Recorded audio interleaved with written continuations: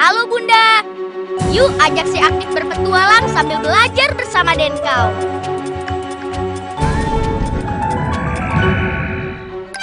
Dan kau pun tahu.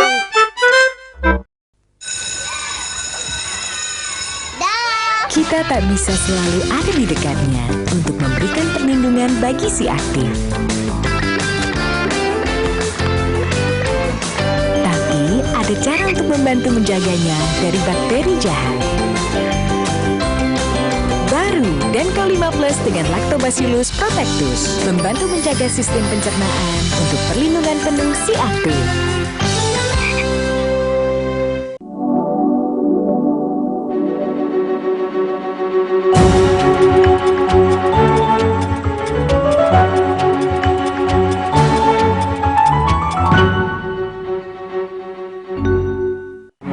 Mengapa ikan berwarna-warni?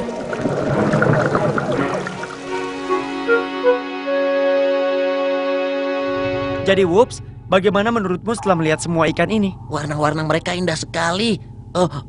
Mengingatkanku dengan permen. Apa kau tahu Whoops, warna itu bukan hanya supaya terlihat indah. Benarkah?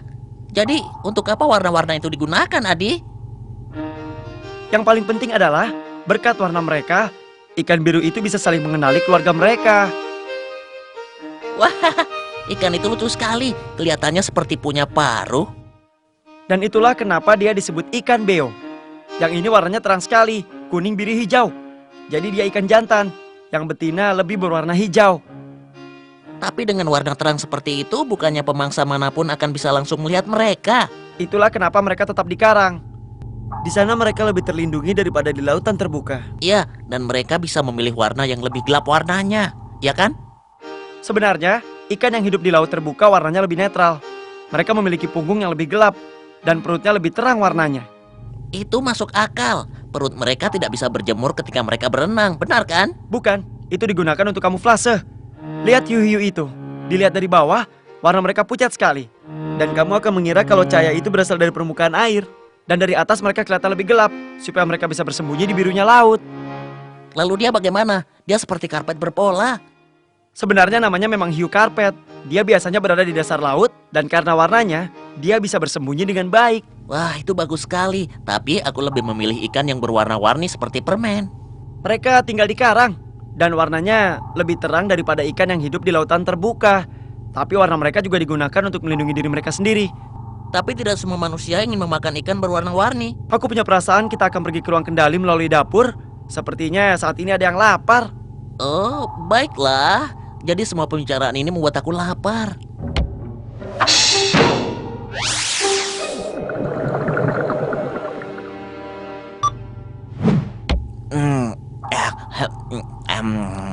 Sudah lebih baik, Adi.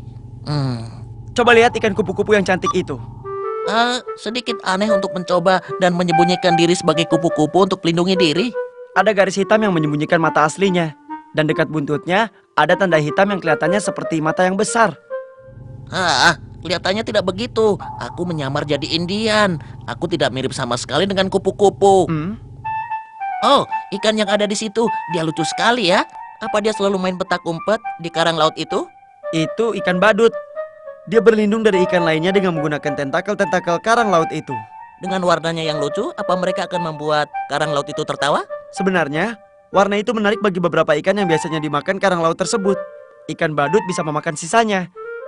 Warnanya juga bisa menakuti pemangsa karang laut tersebut. Dan aku bagaimana? Aku membuat kamu takut kan? Aku rasa yang takut padamu hanya lemari es. Sampai jumpa lagi penduduk bumi.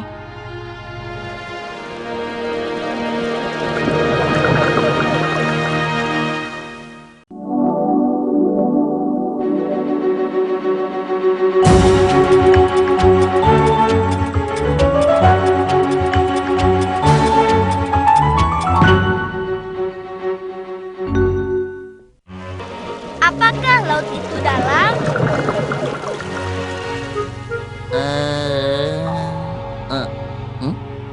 Apa di sini lautnya dalam sekali, Adi? Itu tergantung kamu sedang di mana, Whoops. Laut bisa sangat dalam di beberapa tempat dan dangkal di tempat yang lainnya. Kalau begitu, apa kita bisa masuk lebih dalam lagi? Tentu saja kita bisa. Baiklah, tunggu sebentar. Terima kasih, aku sudah siap. Sepertinya kamu tidak bisa menyelam terlalu dalam dengan snorkel itu, Whoops. Kamu bisa lihat sekarang, kita tidak terlalu jauh dari pantai.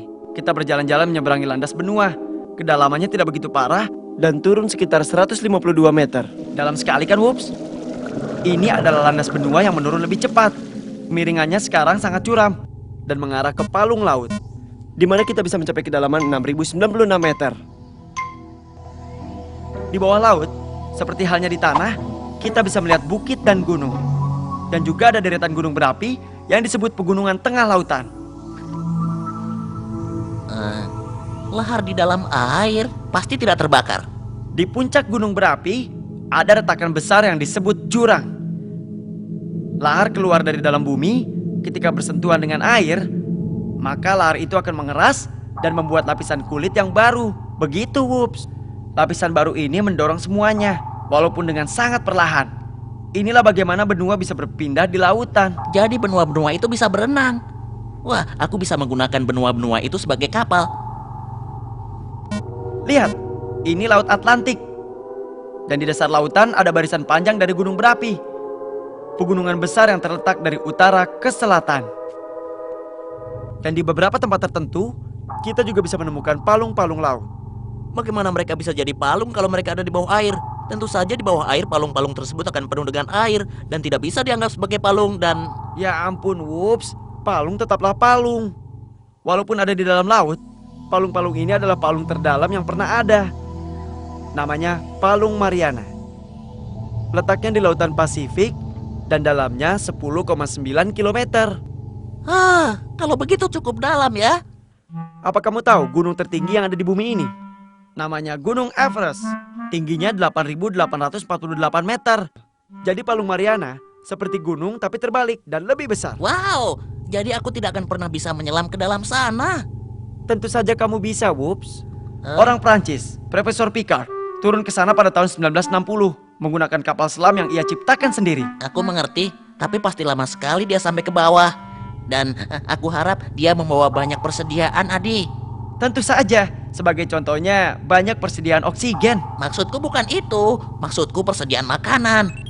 Oh iya, aku baru ingat. Lebih baik aku periksa persediaan makanan dulu di dapur.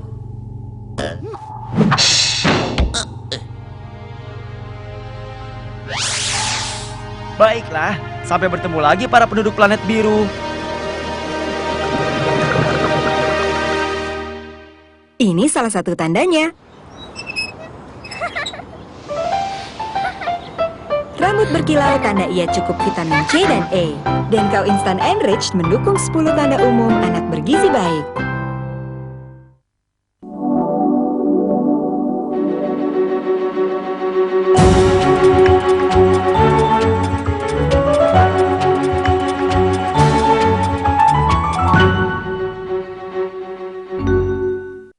Apakah gajah laut itu?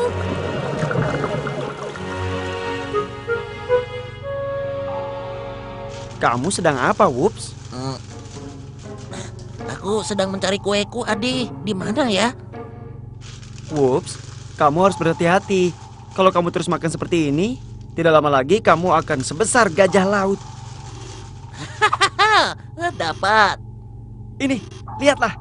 Ada beberapa gajah laut. Oh, ya ampun, mereka besar sekali, Adi. Memang benar. Oleh karena itu namanya gajah laut. Jantan dewasanya saja bisa sepanjang 6 meter dan beratnya 3.500 kg. Tapi mereka juga disebut seperti itu karena belalai mereka. Tapi belalainya kecil sekali. Memang benar kalau belalai mereka lebih kecil dari belalai gajah. Tapi panjangnya mencapai 30 cm. Sekali membesar, bisa dibengkokkan membulat ke mulutnya. Dengan begitu dia bisa mencium dan mengendus. Kalau bersuara terdengar hampir 2,5 kilometer. Itu membuat bising. Lebih baik aku menggunakan pengeras suaraku. Ya, apa kamu tahu, Whoops? Gajah laut menghabiskan waktu mereka di air dan di pantai. Sebenarnya, pantai adalah tempat mereka bertemu. Tempat di mana jantan bertemu dengan betinanya. Laut, pantai. Oh, kehidupan mereka sangat menyenangkan. Betul sekali.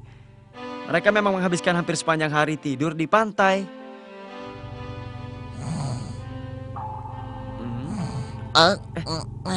Aduh, ada apa, Adi? Apa sudah waktunya makan?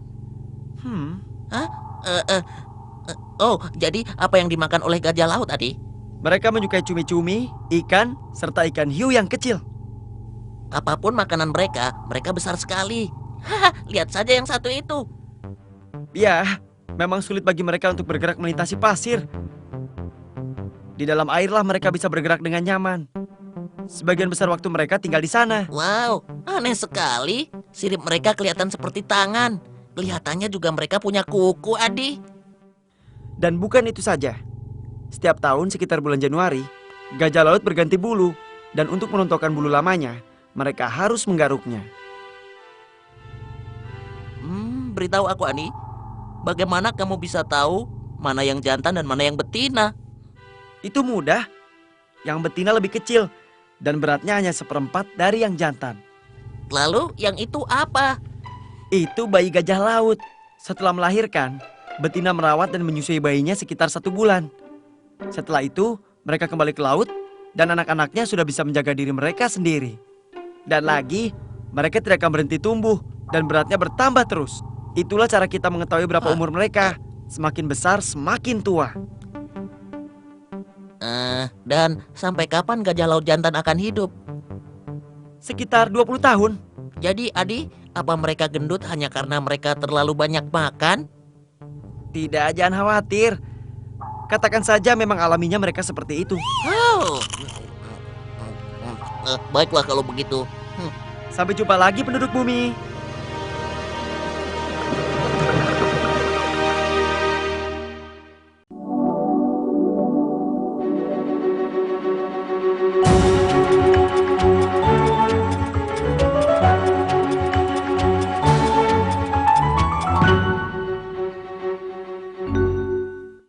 Mengapa lumba-lumba itu pintar? Giliranmu, Adi. Tebak binatang apa yang aku pikirkan. Kamu sedang memikirkan lumba-lumba? Hah? Bagaimana kamu bisa tahu? Kamu curang. Hanya tebakan yang beruntung, whoops. Tapi lain kali seharusnya kamu jangan pilih binatang yang tepat di depanmu. Baiklah. Temanku yang baik, kamu tahu kenapa lumba-lumba sangat terkenal? Aku tidak tahu, Adi. Ayo lanjutkan saja. Lumba-lumba adalah binatang yang sangat luar biasa, terutama terkenal karena kepintarannya. Tapi sekarang mari kita lihat beberapa fakta dasar tentang mamalia ini. Dan aku memang mau bilang ini mamalia. Tapi kamu tidak mengatakannya dengan baik. Seharusnya kamu bilang, mamalia. Ya, ada double M di sana. Terima kasih, whoops. Yang mau aku sebutkan tadi, lumba-lumba bernafas dengan udara, seperti manusia. Inilah kenapa mereka seringkali naik ke permukaan, untuk menarik nafas. Sebelum kamu menyelam ke dalam laut, tahan nafasmu, Adi. Kalau kamu tidak keberatan. Ya, sebenarnya lumba-lumba bisa menghabiskan waktu selama 15 menit di bawah air. Semakin banyak bukti kalau lumba-lumba adalah mamalia. Dan induk lumba-lumba menyusui bayi mereka dan membawa mereka selama 12 bulan. Dan bayinya bisa berenang. Baiklah, tunggu sebentar. Coba lihat apa aku masih ingat. Ya itu dia. Aku mamalia juga, Adi. Betul sekali. Mamalia yang tinggal di bumi, iya kan? Sebenarnya makanan lumba-lumba itu apa sih? Mereka memakan cumi-cumi, udang kecil, dan juga ikan kecil. Lihat. Itu baru lumba-lumba yang super dewasa. Ukurannya? Sekitar 2 meter. Beratnya? Sekitar 100 kg. Giginya? Di antara 80 dan 110 gigi yang berjejer di dalam mulutnya. Baiklah, cukup baik. Tapi apa yang membuat lumba-lumba begitu pintar? Sebenarnya otak lumba-lumba sangat besar dan tidak sebanding dengan ukurannya. Dan lumba-lumba memiliki bahasa mereka sendiri? Bahasa? Kami belum pasti dengan yang satu ini. Tapi lumba-lumba memang membuat suara yang kompleks dan bisa dianggap sebagai bahasa. Bagus. Apa ada yang lain lagi? Lumba-lumba menggunakan semacam sonar untuk mencari umpan mereka. Sama halnya dengan kapal selam. Tapi itu tidak membuat mereka lebih pintar. Memang benar. Tapi kita harus belajar kalau lumba-lumba juga bisa mematikan sonarnya kalau tidak mau mereka ditangkap. Jadi, sebenarnya mereka sama dengan kapal selam yang sedang dalam misi rahasia. Dan juga ada banyak cerita yang mengatakan kalau lumba-lumba menyelamatkan manusia. Kita dengarkan ceritanya, kita dengarkan ceritanya, kita dengarkan ceritanya. Pada tahun 1993, bayi jatuh diselamatkan oleh seekor lumba-lumba. Lumba-lumba itu meletakkan bayi di kepalanya dan mendorongnya sejauh 32 km ke pantai.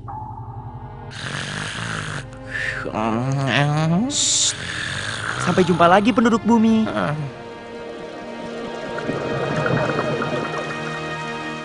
Ini salah satu tandanya. Tuh, keretanya datang. Tumbuh optimal tanda ia cukup kalsium dan nutrisi lainnya. Denkau Instant Enriched mendukung 10 tanda umum anak bergizi baik.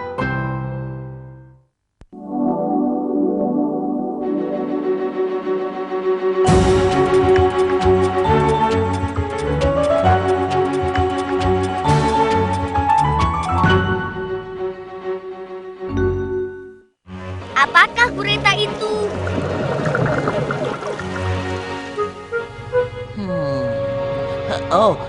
Lihat Adi, ada gurita kecil.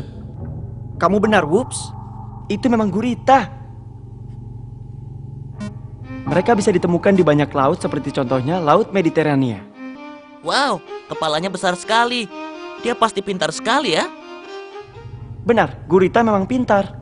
Ngomong-ngomong, kenapa dia hanya punya kepala dan tangan? Gurita memiliki 8 tentakel yang panjang. Setiap masing-masingnya ada 2 baris alat penghisap. Aku juga punya alat yang sama. Lihat aku, Adi. Dan apa menurutmu kamu bisa menggunakannya seperti gurita, Whoops? Panggil aku Whoopsie Gurita. Aku akan menunjukkan kalau aku bisa jalan dengan baik dengan alat penghisapku. Ayo lanjutkan. Ya, nanti saja Aku khawatir guritanya lagi dalam bahaya. Gurita bisa menggunakan tentakel untuk menggerakkan tubuhnya dan juga untuk berenang dengan cepat. Bukankah alat penghisapnya digunakan untuk yang lain? Ya benar, untuk makan juga. Gurita itu adalah karnivora. Dia menangkap udang-udang kecil dengan alat penghisapnya dan menuntun mereka ke mulutnya. Sekarang mulai menarik. Ada seseorang yang mengatakan, sepertinya kamu mau menjadi Whoops gurita di dapur ya.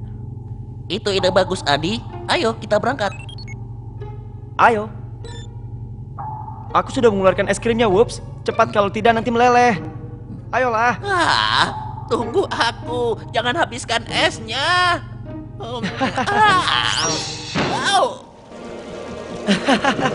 Kamu ini kenapa, Whoops? Tidak apa-apa. Katakan, kenapa sulit sekali untuk melihat gurita, Adi? Kamu sulit mencari mereka karena mereka pintar bersembunyi. Kulit mereka bisa berubah warna untuk menyamai lingkungan mereka. Aku tidak melihatnya tadi. Memang itu maksudnya. Gurita suka bersembunyi. Umumnya, gurita hanya keluar dari sarangnya ketika matahari terbenam untuk berburu. Wow, aku tidak akan bisa menunggu selama itu, Adi. Aku pasti kelaparan. Gurita itu sedang apa ya? Kalau dia ketakutan, gurita menyemprotkan tinta sebelum bersembunyi. Menggelikan. Maksudnya supaya mereka bisa melarikan diri tanpa terlihat. Iya. Memang pintar. Lanjutkan saja. Aku akan tetap mendengar. Oh, whoops. Kamu benar-benar mengira aku tidak akan melihatmu melarikan diri? Oh, tidak. Aku cuma mau memastikan kalau es krimnya tidak akan meleleh supaya kita bisa memakannya nanti. Ya kan? Baiklah. Sampai jumpa lagi penduduk bumi.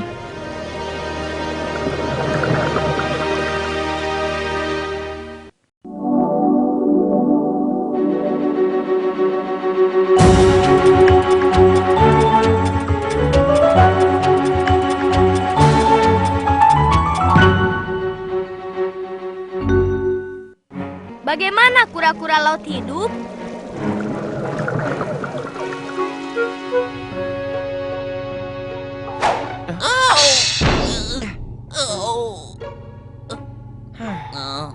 Maaf, aku cuma sedikit latihan saja, Adi. Jadi, ada apa hari ini? Hari ini kita akan membicarakan kura-kura laut. Bagaimana kura-kura laut hidup? Oh, bagus sekali. Itu kesukaanku. Kura-kura adalah reptil, sama seperti ular dan kadal. Artinya mereka sama-sama binatang berdarah dingin.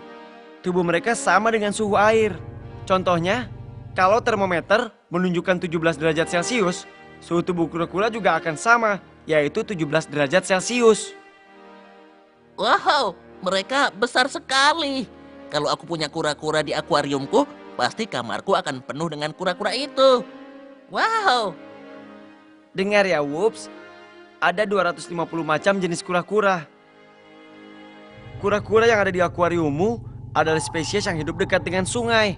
Sebaliknya, kura-kura yang kita lihat sekarang adalah kura-kura yang tinggal di laut. Berbeda kan? Mereka bisa tumbuh sampai 150 cm panjangnya dan beratnya 220 kg ketika dewasa. Tapi bentuknya tidak begitu cantik ya. Dan cangkangnya juga tidak kuno. Ya, tapi itu hanya karena kura-kura sudah tua sekali. Kura-kura bisa hidup lebih dari 100 tahun. Apalagi kura-kura itu sangat kuat, Whoops. Mereka muncul pada saat dinosaurus. Dan mereka termasuk binatang tertua di bumi ini. Mereka sangat tua. Menarik juga. Untuk ulang tahunku nanti, aku mau hadiah cangkang saja. Baiklah, sekarang lihat. Itu kura-kura berpunggung kulit. Jenis kura-kura yang paling besar. Ukurannya bisa mencapai 200 cm dan beratnya hampir 500 kg. Dan kebetulan ada satu yang mau bertelur di pantai. Lihatlah, Oh, apa yang dia lakukan sekarang? dia sedang menggali untuk menyembunyikan telurnya. Ketika bertelur, kura-kura bisa mengeluarkan ratusan telur, menutup rapat lubangnya dan pergi. Hei, apa? Dia meninggalkan telurnya. Telurnya ditinggalkan untuk belajar mempertahankan diri. Telur yang tetap di pasir selama 2 bulan, dan pada suatu hari, kura-kura kecil akan keluar dan langsung mengarah ke laut. Lalu, apa makanan kura-kura laut itu, Adi? Mereka suka sekali makan cumi-cumi dan binatang lain yang tidak ada tulangnya. Ubur-ubur saja mereka suka. Dan apa kamu tahu? Apa pemangsa kura-kura yang paling besar? Aku tidak tahu. Apa manusia? Bagus sekali, Whoops. Tebakan yang baik. Walaupun berburu kura-kura dilarang, beberapa orang tetap memburu kura-kura demi cangkang dan daging mereka. Kita harus menghentikan mereka, Adi. Ini pekerjaan untuk Super Whoops. Untunglah, ada beberapa orang yang sudah melindungi mereka. Oh, bagus. Jadi, aku bisa melanjutkan pelatihanku. Sampai jumpa lagi penduduk bumi.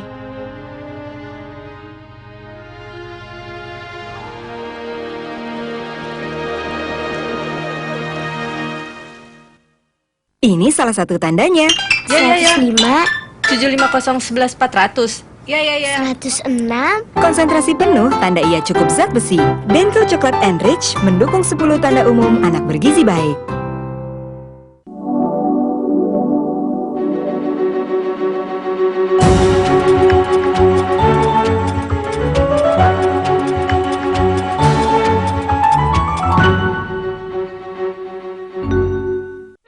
apakah Putri Duyung benar-benar ada? Adi, apakah Putri Duyung itu benar-benar ada di laut? Aku tidak tahu, belum ada yang melihatnya. Oh, benarkah? Belum pernah. Oh, sayang sekali ya. Tapi ada banyak legenda tentang Putri Duyung, Whoops. Aku benar-benar suka legenda, Adi.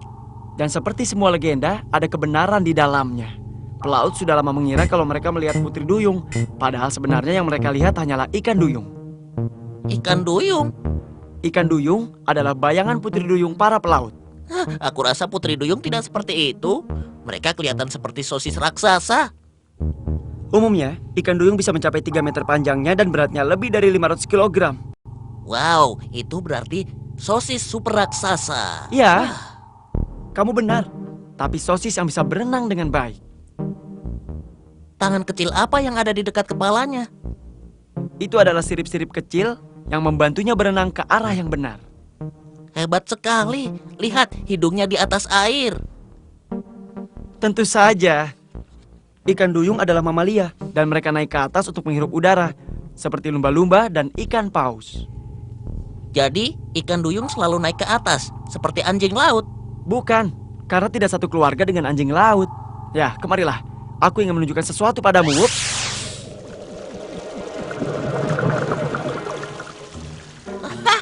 Yang itu kecil sekali.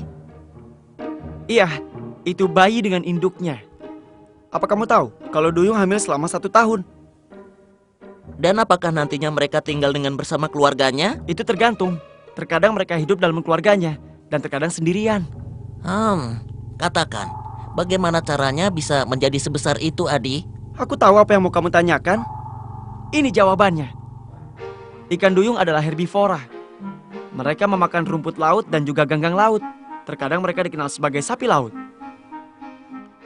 Ya ampun, seekor sapi tidak akan memakan makanan sebanyak itu. Mereka mampu makan sekitar 30 kg tanaman per hari. Bayangkan saja, Wups. Sekitar 60 porsi sayuran per hari. Ya, kalau aku akan lebih memilih yang manis, seperti 60 batang coklat. Apa kamu tahu, Wups? Ikan duyung bisa melakukan hal yang sangat hebat. Mereka punya gigi yang bisa bergerak. Yang terjadi adalah gigi mereka terbentuk di belakang rahang, bergerak semakin maju. Setelah beberapa waktu, gigi depannya akan habis digunakan dan rontok. Tapi nantinya akan digantikan oleh gigi yang baru. Ya, bagus sekali. Kamu tidak perlu membersihkan gigimu lagi. Ini terjadi karena pasir yang tercampur di tanaman laut menghancurkan setiap gigi mereka dengan sangat cepat. Apapun itu, sapi yang memakan 60 porsi sayuran sehari tidak secantik putri duyung.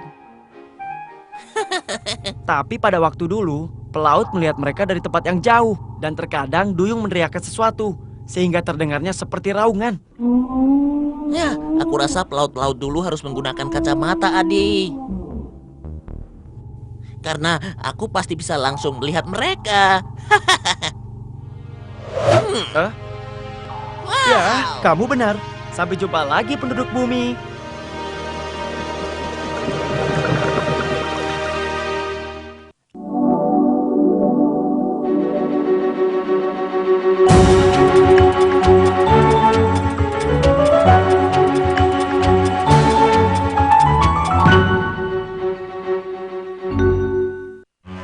Apakah mamalia laut bisa bicara?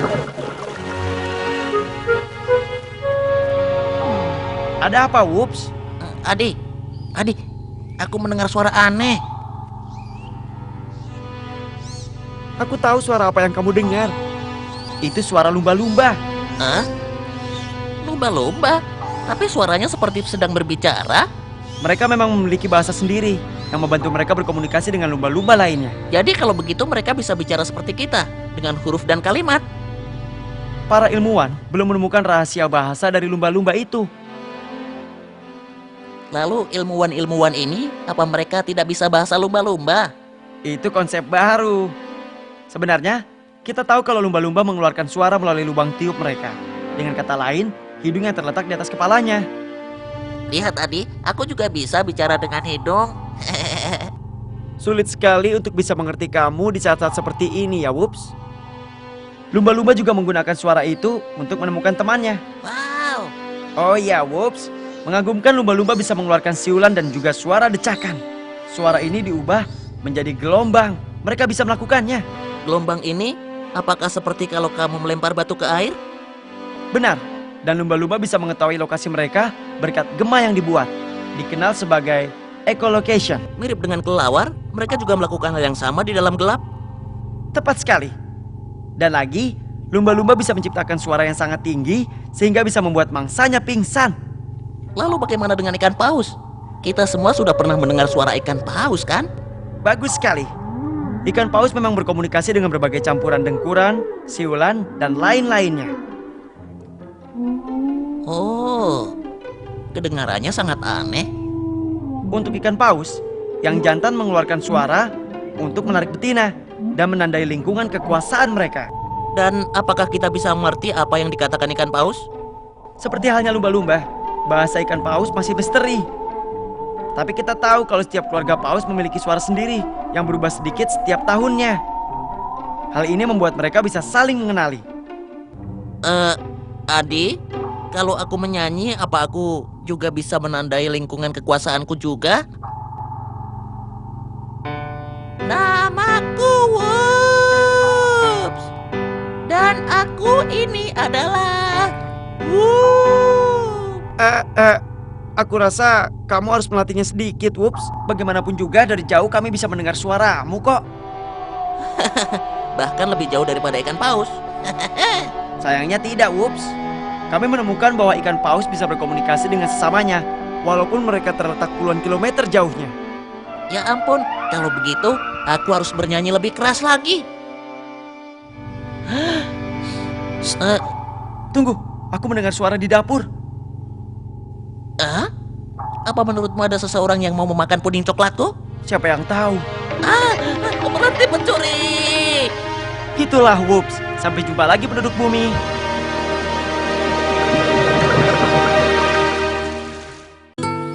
Ada 10 tanda umum anak bergizi baik.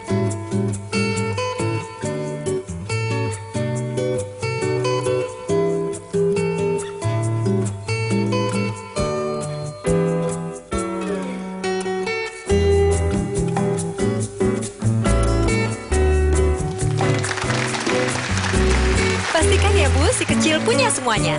Cari tahu tanda lainnya di kemasan Denkau Instant Enrich. Bunda dan si Aktif pasti senang dengan petualangan seru tadi. Tonton dan koleksi seri lainnya ya. Sampai jumpa. Dan kau pun tahu,